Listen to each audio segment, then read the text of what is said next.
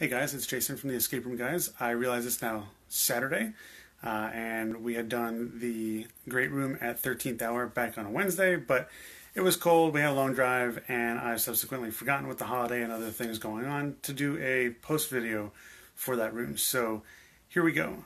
We got in there, we didn't actually escape. There were some, I'm going to go with issues to be vague about it, and that caused us to lose and rather waste several minutes of time. So we ended up finishing the escape a couple minutes after our GM had come in to let us know time was up.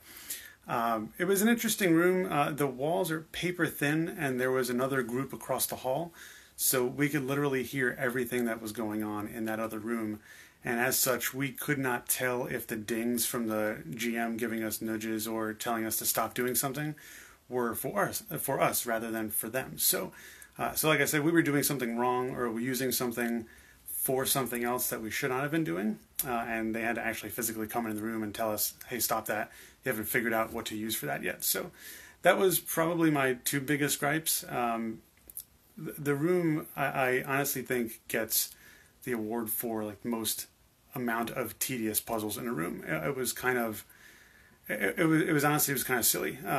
The room itself, not necessarily the story, because there wasn't much of a story, but the puzzles were different, if not some of them being tedious, and that's kind of what I liked about it.